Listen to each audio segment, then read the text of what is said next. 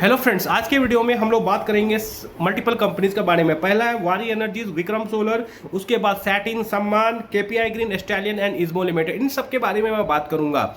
Actually मुझे आज के टाइम पे थोड़ा कम टाइम मिल रहा है, बहुत बिजी हूं आज के टाइम पे अपने पर्सनल लाइफ में, एंड इसीलिए जो टाइम मिल रहा है उसमें ज़्यादा से ज़्यादा कंपनी को कवर करना चाहता हूँ। बहुत सारे रिक्वेस्ट आ रहे थे।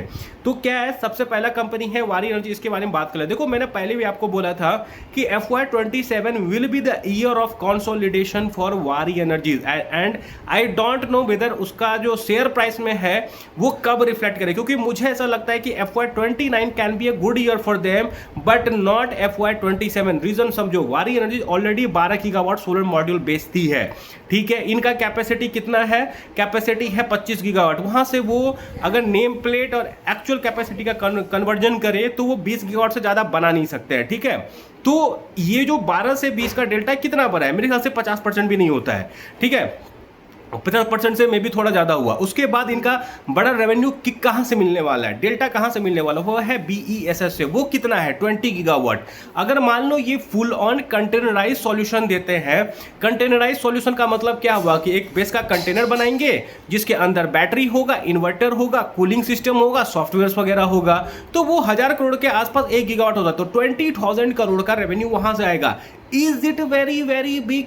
मेरे हिसाब से नहीं। तो मेरे हिसाब से इनका जो बड़ा किक है वो आपको 2.5 गुना 3 गुना इस कंपनी का रेवेन्यू हो सकता है, लेकिन by FY29 with little bit margin improvement. लेकिन FY27 जो है इनके लिए थोड़ा कंसोलिडेशन का टाइम रहेगा। क्यों? क्योंकि नया कैपेसिटी लाइन हुआ है, लाइव उतना जल्दी रैंप अप भी नहीं कर पाएंगे। थोड़ा सा ग्रिड मॉडर्नाइजेशन की वजह से थोड़ा प्रॉब्लम हो रहा है आज के टाइम पे। उसके अलावा क्या है, इनका डेप्रिसिएशन कॉस्ट बढ़ेगा एंड इनका अदर इनकम भी घट सकता है थोड़ा बहुत। तो पैट लेवल पे आपको FY27 में ज़्यादा जंप नहीं दिखेगा ओवर FY26। 28 थोड़ा अच्छा हो सकता है in terms of number. 29 can be good for this company given इनका बेस वगैरह ठीक ठाक लाइव हो जाएगा तब तक। तो ये रहा वारी एनर्जी। सेकंड है आपको विक्रम सोलर। देखो, विक्रम सोलर में मैं एक चीज़ फाइंड आउट किया था तो वो आपको बताना चाहता हूँ। विक्रम सोलर आज के टाइम पे सही जगह पे है। एक चीज़ का ध्यान रखना, ये हो सकता है कि कंपनी Q4 में थोड़ा लॉस रिपोर्ट कर दे। इसका ये मैं क्यों बोल रहा हूँ समझो, कि विक्रम सोलर आपने क्या बोला है कि Q3 एंड तक हमारा सोलर सेल का कैपेसिटी लाइव हो जाएगा। तो एक बात पहले बता देता हूँ, सोलर मॉड्यूल का रॉ मटेरियल होता है सोलर सेल्स। अगर आपको पता नहीं है तो आज के टाइम पे इंडियन गवर्नमेंट मैंडेट करे एक तरह से कि सोलर सेल भी भारत में बनना चाहिए अगर आपको भारत का पे प्रोजेक्ट चाहिए तो यहाँ से क्या होने वाला है, सोलर सेल जो है आपको उनका Q3 में लाइव होगा एंड इन्होंने कैपेक्स कितना किया है? 5400 करोड़ का। गिवन कि ये 5 साल पे डेप्रिसिएट करे, इनका सालाना आपको डेप्रिसिएशन 1100 करोड़ का होने वाला है यहाँ पे। एंड 9 गीगावाट एक साथ ये लाइव करने वाले हैं, तो 1000 करोड़ इनका सालाना डेप्रिसिएशन होगा। 6000 करोड़ क्वार्टरली डेप्रिसिएशन होना चाहिए इनका। तो मुझे लगता है कि Q4 में शायद से ये कंपनी आपको लॉस भी रिपोर्ट कर दे। एक बार चेक कर लेना। एंड क्या होगा उसके बाद Q1 के ऑनवर्ड। और सेकंड चीज क्या है ना, ये समझो कंपनी के पास जो आज के टाइम पे ऑर्डर है वो नॉन DCR ज्यादा है। ठीक है, तो क्या होगा, कंपनी को नॉन DCR डिलीवर करना पड़ेगा, मार्जिन उतना अच्छा आएगा नहीं। ठीक है, रेवेन्यू उतना होगा नहीं, मार्जिन उतना अच्छा होगा नहीं, तो इसीलिए Q4 में हो सकता है कि ये थोड़ा सा आपको लॉस भी रिपोर्ट कर दे। पर अगर FY28 के पॉइंट ऑफ व्यू से देखें तो इनके पास 9 गीगावाट सेल रहेगा। बोल रहे हैं 40% से 50% कैपेसिटी यूटिलाइजेशन पे काम करेगा। मान लो 4 गीगावाट भी सोलर मॉड्यूल वहां से ये बेच देते हैं तो कम से कम 8000 करोड़ का रेवेन्यू बनना चाहिए, पैट भी ठीक ठाक बनना चाहिए। ठीक है, तो मेरा यही अनुमान है कि FY28 में जाके Vikram solar can report good number. But I wanted you to alert कि Q4 में हो सकता है कि विक्रम सोलर आपको लॉस भी रिपोर्ट कर दे। एक डिटेल वीडियो लाऊंगा मैं विक्रम सोलर पे जब मुझे टाइम मिलेगा। दोस्त, आजकल थोड़ा टाइम नहीं मिल रहा है, अक्टूबर नवंबर तक थोड़ा ऐसा ही सीन रह सकता है, तो थोड़ा खुद भी एनालिसिस करना सीख लो। एंड अगेन उसके लिए मेरा ऑनलाइन सेशन ले सकते हो, it is very very helpful.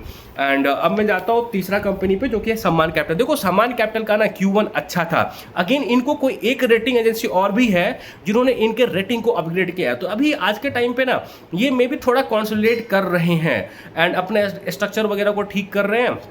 तो आपने क्या देखा, बोला था 30,000 करोड़ ये डिसवर्स करेंगे, 4000 करोड़ का डिसवर्समेंट किया Q1 में ऑलमोस्ट, एंड बोल रहे हैं 6000 करोड़ हम लोग Q2 में करेंगे। एंड लास्ट लास्ट 2 क्वार्टर में हम लोग 20,000 करोड़ डिस्पर्स करेंगे। क्या ये इम्पॉसिबल है? नहीं है इम्पॉसिबल। एंड अगेन सबसे इंपॉर्टेंट क्या है कि नया मैनेजमेंट आया, थोड़ा टाइम लगेगा, मे बी एक्सेलरेशन शुरू हो जाए आपके बाद में। मैनेजमेंट एक पॉजिटिव क्या बोला था कि हम we are about to achieve our target in Q2। So again point क्या है ना, देखो low risk high reward bet का बात करता हूं मैं हमेशा। यहां पे खोने के लिए ज्यादा कुछ नहीं है। अगर मैनेजमेंट डिलीवर थोड़ा लेट भी करें तो उतना शेयर टूटेगा नहीं, लेकिन अगर मैनेजमेंट डिलीवर अच्छा खासा कर दे तो शेयर में अपवर्ड पोटेंशियल बहुत ज्यादा है। प्राइस टू बुक 1 का बनता है तो अपवर्ड पोटेंशियल बहुत ही ज्यादा है फॉरवर्ड के हिसाब से। 2-3 भी केवी अगर प्राइस टू बुक पे ट्रेड करेगी कंपनी तो शेयर प्राइस में ठीक ठाक पोटेंशियल है। ट्रैक करते रहो कि कंपनी कैसा कर रही है नहीं कर रही है। मेरे हिसाब से Q1 बात ओके उतनी अच्छी भी नहीं थी, खराब भी नहीं थी। रिसेंटली एक रेटिंग अपग्रेड हुआ है तो वो अच्छा लगा मुझे। That's all. ये था समान capital. Satin credit care, again देखो सैटिन क्रेडिट केयर का भी मैनेजमेंट मुझे Q1 के कॉल कर में बहुत बुलिश लगा। कंपनी अच्छी कर रही है, अब शेयर प्राइस कभी नीचे जाएगा ऊपर जाएगा उस पर तो मैं कॉमेंट नहीं कर सकता हूँ ना, और उसमें मेरा कोई वो पे प्रेडिक्ट भी नहीं कर सकता। लेकिन मैं ये बता सकता हूँ कि satin credit care is doing good. अपना AUM को भी ठीक ठाक CAGR से बढ़ा रही है। आई थिंक 27% से बढ़ा रही है। एंड Q2 से इनका तेजी शुरू होगा। जैसे क्या होता है ना कि Q1 is weakest for micro finance, then Q2, then Q3, then Q4 सबसे स्ट्रॉन्गेस्ट होता है। दैट्स वाई आपने देखा था Q4 में इनका डिसबर्समेंट बहुत बढ़ा था, लेकिन Q1 में थोड़ा डिसबर्समेंट कम हुआ। मैं क्वार्टर ऑन क्वार्टर का बात कर रहा हूं। अब धीरे धीरे इनका क्वार्टर ऑन क्वार्टर पर डिसबर्समेंट बढ़ेगा, ईयर ऑन ईयर भी बढ़ेगा। तो मार्केट कैन रिवार्ड इट। देखो क्या होता है, शेयर प्राइस प्रेडिक्ट करना होता है, आसान नहीं है, करना भी नहीं चाहता हूं, बस आपको बिजनेस समझाना चाहता हूं कि मुझे ऐसा लगता है कि company is doing good. Q2 में देखो क्या होता है, price to book is decent. तो कंपनी बाकियों से कंपेयर करोगे पीयर्स वगैरह से तो कंपनी ने आज तक लॉस तो दिखाया नहीं। सैटिन क्रेडिट केयर जितना भी माइक्रो फाइनेंस कंपनी है, ये एक कंपनी थी जो इसने लॉस नहीं दिखाया। ठीक है, तो कंपनी इज डूइंग गुड मेरे हिसाब से। हाँ थोड़ा बोलोगे डिसबर्समेंट कम है, लेकिन डिसबर्समेंट में तेजी से तो कर सकते हैं। मैनेजमेंट यहां से ना थोड़ा बुलिश लग रही है मुझे। Q4 में थोड़ा बुलिश थी, Q1 में उससे भी ज्यादा बुलिश थी। ट्रैक करते रहो, समझो थोड़ा सा बिजनेस, क्योंकि बिना बिजनेस समझे, सेक्टर समझे कभी लॉन्ग टर्म में पैसा नहीं बन सकता है। तो ये है satin credit care. KPI green, देखो KPI ग्रीन पे भी मुझे बहुत सारे रिक्वेस्ट आते हैं। तो KPI ग्रीन का क्या सीन है, पहले बात तो ये समझो KPI ग्रीन ना जो ये रिन्यूएबल इकोसिस्टम है वो बहुत बड़ा है। उसमें आपको क्या है कि EPC का काम है, IPP का काम। EPC क्या होता है, किसी और के लिए सोलर प्लांट बनाना, पैसे वैसे लेके, ठीक है। एंड जमीन वगैरह भी एग्रीगेट ये लोग करते हैं, इवैक्यूएशन करने का भी ये लोग आपको वो करते हैं, जिम्मेदारी लेते हैं, ठीक है। उसके अलावा IPP हुआ, मतलब अपने पैसे से ये लोग आपको सोलर प्लांट बनाएंगे, वहां से इलेक्ट्रिसिटी जनरेट करके सेल करेंगे। तो यहाँ पे क्या सीन है कि बहुत लोग आपको बोलेंगे कि इसका डेट हाई है। भाई इसका बिजनेस नेचर ही यही है, बिना डेट लिए ये कर ही नहीं सकते। 1 गीगावाट सोलर प्लांट के लिए 3,500 करोड़ से 4,500 करोड़ का कैपेक्स चाहिए 1 गीगावाट सोलर प्लांट के लिए। तो अगर ये इनको 2 गीगावाट बनाना है तो इनको डेप्ट तो लेना पड़ेगा ना 8,000 करोड़ का। तो इनके बैलेंस भी जो आपको डेप्ट दिख रहा है मेरे हिसाब say that is perfectly normal. And एक बात समझो, कोई बैंक इनको डेट तभी देगा ना, और ये भी एसेट तभी बनाएंगे ना जब इनका पावर परचेज एग्रीमेंट साइन होता है। तो इनके आप देखोगे तो IPP एसेट के लिए already power purchase agreement sign है। तो ये क्या करेंगे, पावर एसेट बनाएंगे, पावर जनरेट करके सेल करेंगे, और बैंक लोन देगी क्योंकि पावर परचेज एग्रीमेंट साइन है विथ अ गुड कंपनी। ये बात समझो आप, ठीक है। तो एंड वो गुड कंपनी GUVNL है आपको, तो नाम भी तो अच्छा है ना। अब ये यहां पे समझो, तो ये सब हेडलाइन नंबर पे मत जाया करो। यस Q1 में अंडर परफॉर्मेंस था, पर company had enough order book कि ये 2 साल तक आराम से अच्छे रन रेट पे चले। And do you not really think कि FY29 के आसपास ग्रीन हाइड्रोजन भी पीक पे रहने वाला है? एटलीस्ट अच्छा खासा अमाउंट ऑफ काम होने वाला है ग्रीन हाइड्रोजन में, डेटा सेंटर में काम होने वाला है। तो क्या कमी रहेगा क्या सोलर EPC का? एंड कंपनी अगेन आपको इंडिया के बाहर भी जा रही है, तो there are multiple front of for him. And इनका Q1 इंपैक्ट हुआ, देयर आर मल्टीपल आपको रीजन था। ऐसा हो सकता है कि Q1 से बेटर Q2, Q2 से better Q3 and share price भी ऊपर ही जाए। Again it is just my, मतलब ऐसा मुझे ऐसा लगता है, हो सकता है, हो भी सकता है, नहीं भी हो सकता है, गलत भी हो सकता हूँ। तो मेरे हिसाब से जो वॉश था हो चुका है। एंड खोने को क्या है, ऑलरेडी 13 के PE पे आ गई है। क्या कंपनी लॉस मेकिंग हो जाएगी? मुझे नहीं लगता है लॉस मेकिंग होगी, ठीक है। PE ऑलरेडी बहुत कॉन्ट्रैक्ट कर चुका है, ऑर्डर बुक ऑलरेडी ठीक ठाक है। 2.5 गीगावाट का ऑर्डर इन्होंने इस बार जो ऐड किया है। तो मेरे हिसाब से सेपरेट करो नॉइज को, दिमाग लगाओ खुद का, ट्विटर पे मत पढ़ा करो ट्वीट वगैरह। अटेंशन के लिए लिखा जाता है, एंड जो ट्वीट लिखते हैं उनको खुद पता नहीं होता है कि कंपनी का बिजनेस नेचर कैसा है। मैं आपको एक ही बार बताता हूं बार बार कि आप किसी भी कंपनी का नंबर को ठीक से एनालिसिस तब तक नहीं कर सकते हो जब तक उस कंपनी का काम आपको अच्छे से पता हो एंड सेक्टर समझा हुआ हो। आपने देखा होगा इस रिजल्ट सेशन में मैंने बहुत सारे कंपनी का रिजल्ट का एनालिसिस किया। आई वॉज वेरी एक्यूरेट, मतलब ये नहीं बोलूंगा कि 100% एक्यूरेट था, लेकिन बहुत एक्यूरेट था मेरा एनालिसिस। एंड आपको एनालिसिस के बाद दिख गया होगा रिजल्ट में एंड शेयर प्राइस में कि क्या हुआ है, ठीक है। जहां पे मैंने बोला था वन एक्सेप्शन हुआ जैगल प्रीपेड, लेकिन देखो जैगल में भी क्या हुआ, there was a entry of one of the ace investor Vijay Kedia ji, ठीक है। तो there is something called risk reward ratio. तो रिस्क रिवार्ड रेशियो मुझे केपीआई ग्रीन जैसी कंपनी में फेवरेबल लगती है, but is it the best in renewable? According to me it is not. मैं एक वीडियो डाल दूंगा, देख लेना। लेकिन खुद में अगर बोला जाए तो KPI green is a decent deal, but again I am not playing any renewable company just because it is a good deal. I want to play a company, उस कंपनी को खेलूंगा मैं जहां पे मुझे ग्रीन हाइड्रोजन का scope दिखे, जहां पे मुझे BESS का स्कोप दिखे।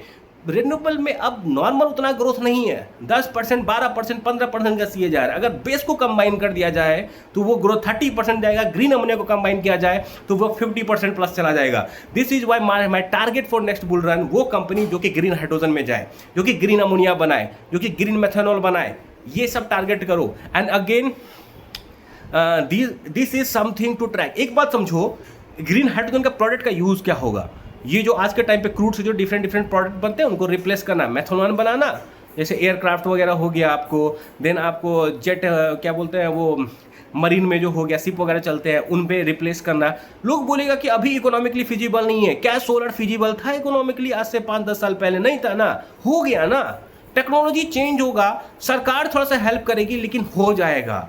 सरकार अगर साथ देता है हो जाता है। सरकार ये सब चीज में इंसेंटिव देगा कंपनी को काम करने के लिए, तभी होगा। एंड जब तक ये इकोनॉमिकली फिजिबल होगा तब तक इन सेक्टर की कंपनी बड़ा पैसा बना चुकी होगी। यही मैं समझाना चाह रहा हूं। And again market is all about calculative bet, you have to take calculated bet according to me. And again I am not suggesting any company name, बस ये समझा रहा हूं, सोचने का तरीका बता रहा हूं। तो according to me KPI green is not a great deal, but KPI grade खुद में एक अच्छी कंपनी है, ठीक है। बहुत सारे लोग बोलेंगे डेप्ट वगैरह, तो वो मुझे नहीं लगता वो सब रीज़न है। एंड अगेन दो और कंपनी है, एक है स्टैलियन इंडिया। देखो स्टैलियन इंडिया पे मेरा क्या टेक है, मैं स्टैलियन इंडिया पे पिछले 4 क्वार्टर से यही बात बोल रहा हूँ कि मुझे आप R32 वाला जो प्लांट है वो एक्टिव करो, करके दिखाओ। सीधी सी बात है, आपने पहले बोला जून, फिर गया अगस्त, फिर अब यहाँ चला गया दिसंबर में। तो इससे क्या होता है ना, आपका ट्रस्ट खत्म हो जाता है। और 2 इनका प्लांट था, एक हीलियम वाला, एक मोमबत्तू और खालापुर वाला। एक तो हीलियम वाला बोल रहे हैं कि ये एक्टिव हो जाएगा, शायद एक्टिव हो चुका है। जो खालापुर वाला है उसका फिर टाइमलाइन शिफ्ट किया। लेट मी टेल यू, इन्होंने कब बोला था करेंगे? इन्होंने बोला था कि दिसंबर जनवरी में कर देंगे। एंड मैं ये बीता जो दिसंबर जनवरी था ना, उसका बात कर रहा हूँ। और ये जो रेवेन्यू अप, ये मार्जिन आपका अपलिफ्ट हुआ है, ये वन टाइम है, ठीक है। इन सब पे ध्यान मत दो। क्या हुआ ना कि ईयर ऑन ईयर इनका मार्जिन बहुत अप हुआ है, रेवेन्यू अप नहीं हुआ है। आपको देखना है कि रेवेन्यू अप सस्टेनेबल है कि नहीं, मार्जिन कितना ऊपर कर लेगा भाई, कितना मार्जिन ऊपर करके कितना कमा लेगा। अनलेस रेवेन्यू जंप नहीं होगा till a longer term, any company can not make money. ये बात समझो। आपको ये देखना है कि रेवेन्यू अप होना चाहिए, मार्जिन थोड़ा भी अप हो, लेकिन रेवेन्यू तो अप होना ही होना चाहिए। This is first mandatory thing. Margin तो क्या होता है ना, मार्जिन अप अकेला होगा ना तो कभी बड़ा पैसा नहीं बन सकता है। मार्जिन सतत रेवेन्यू भी अप होना चाहिए। अगेन दिस कंपनी, एक होता है ना, आप यार एक टाइम ले लो, थोड़ा कंजर्वेटिव गाइडेंस दे दो, लेकिन आप बोल रहे हो कि हम कर लेंगे जून जुलाई तक, नहीं हुआ, फिर आप ब्लेम कर दो। इतना कॉन्फिडेंस से बोलोगे फिर नहीं करोगे तो people will blame you, right? People will not like it. And again मैंने आपको ये बोला था कि I don't care about where share price is, if this company can really R32 plant बना ले एंड सेल करने लग जाए, पोटेंशियल बहुत है, अपवर्ड पोटेंशियल बहुत ज़्यादा है। एंड दूसरा क्या है, हीलियम वाला हो गया, वहाँ से भी पोटेंशियल है। लेकिन भाई तुम करो तो सही, तुम करोगे होगा क्या? तब तक शेयर प्राइस 400 जाएगा। 400 के बाद क्या आपको लगता है कि मैंने बहुत पहले हीलियम इस पर एक वीडियो बनाया था, देख लेना। पोटेंशियल मुझे इसमें ठीक ठाक लगता है, अगर ये बस ये सारे प्लांट को ठीक से एक्टिव कर ले। मेरा तो भरोसा नहीं है, जब तक होगा नहीं तब मैं मानूंगा नहीं, तब तक मैं मानूंगा नहीं कि ये लोग कर लेंगे, ठीक है। And again not a buy sell recommendation. अब 7वां कंपनी है इज्मो लिमिटेड। देखो इज्मो लिमिटेड पे अगेन मैं आपको क्यों बता रहा हूँ, मुझे क्यों प्रॉब्लम है आज के टाइम पे यूनाइटेड। आपने बोला आप एक बहुत तगड़ा प्रोडक्ट बना रहे हो, डेटा सेंटर का बना रहे हो, आप क्या कर रहे हो, जो कॉपर वायर यूज होता है उसको चेंज करोगे सिलिकॉन फोटोनिक से, बेसिकली लाइट यूज करके डेटा का ट्रांसफर होगा, ठीक है, इतना समझ लो चिप वगैरह के अंदर। तो अगर इतना फुरू प्रोडक्ट है, डेटा सेंटर का डिमांड इतना बढ़ रहा है, तो आपको कोई फंड क्यों नहीं दे रहा भाई? 3 क्वार्टर से ज़्यादा हो चुका है, आप फंड नहीं उठा पाए हो अभी तक, फंड रेज पर अपडेट नहीं है। इस बार भी आई थिंक बोला था इन्होंने कि 3 महीने में हम लोग बताएंगे, ठीक है। मुझे लगता है, मुझे अभी तक इन्फॉर्मेशन नहीं है, मे बी अगर आपको हो तो आप बता देना, मुझे इन्फॉर्मेशन नहीं है कि फंड रेज कब कर रहे हैं। लेकिन if they can do it this fund raise, I think 100 crore का करने वाले हैं, तो उनके हिसाब से 1000 करोड़ का रेवेन्यू का पोटेंशियल बनेगा। एंड अगेन एक बार बता देता हूँ, जो इनका नॉर्मल बिजनेस है ना वो 20-25% से बढ़ेगा, जो इनका सेमीकंडक्टर वाला बिजनेस है वहाँ से ये 100 करोड़ से ज़्यादा का रेवेन्यू कर नहीं सकते हैं। तो इनके पास अपवर्ड पोटेंशियल बहुत लिमिटेड है, भली मार्जिन थोड़ा बहुत बढ़ा ले, लेकिन वही है लॉन्ग टर्म के लिए सस्टेनेबिलिटी नहीं है। जब तक ये फंड रेज नहीं करेंगे एंड ये सेमीकंडक्टर वाला 1000 करोड़ का प्लांट को एक्टिव नहीं करेंगे, they don't have higher potential ऊपर जाने का। दिस इज द थिंग, ठीक है। आपको ये बात समझना पड़ेगा, आपको कोई कंपनी जो खरीदना है तो यही देख के खरीदोगे ना कि कितना ऊपर जा सकती है कंपनी, नहीं जा सकती है। अगर मुझे इसमें रेवेन्यू ग्रोथ का पोटेंशियल ही नहीं लग रहा है तो मुझे इंटरेस्टिंग नहीं लग रहा ना। यहाँ पे आप फंड रेज बोले हो 3 क्वार्टर पहले, 4 क्वार्टर पहले आई थिंक आपने बोला है कि हम फंड रेज करेंगे, डेटा सेंटर का इतना पीक डिमांड, तो आपको फंड क्यों नहीं मिल रहा है भाई? राइट इशू भी नहीं कर रहे हो, QIP भी नहीं कर रहे हो, प्रीफरेंशियल भी नहीं कर रहे हो। अगेन किसी ने मुझसे पूछा था राइट इशू के बारे में, तो राइट इशू के बारे में बता देता हूँ। देखो राइट इशू में क्या होता है, राइट इशू कोई कंपनी लेके आएगी, पहले तो अनाउंस करेगी, फिर क्या होगा उसका प्राइस अनाउंस करेगी, ठीक है। And price normally trading price से ज़्यादा ही डिस्काउंट पे होता है। तो मेरा ये ऑब्जर्वेशन है कि वो कंपनी कभी ना कभी अपने राइट इशू के प्राइस पे जाएगी। जो स्टालिन में हुआ, स्टालिन 190 पे ट्रेड कर रही थी, 99 के शेयर प्राइस पे उसका इशू आया था एंड 99 पे वो गया, ठीक है, तब उसके बाद रिवर्सल मारा। एंड नॉर्मली ऐसा देखा गया कि जब तक वो राइट इशू जिस चीज़ के लिए हुआ है वो सक्सेसफुल नहीं होगा तब तक रिवार्ड नहीं करता है। स्टालिन का एक और बात बताता हूँ, आप पहले क्या बोले कि जैसा मुझे समझ में आया, स्टालिन के मैनेजमेंट ने क्या बोला था, 832 प्लांट के लिए पैसा नहीं चाहिए, हम इंटरनल एक्वायर से कर लेंगे। इतना कैसे कोई चेंज हो सकता है भाई?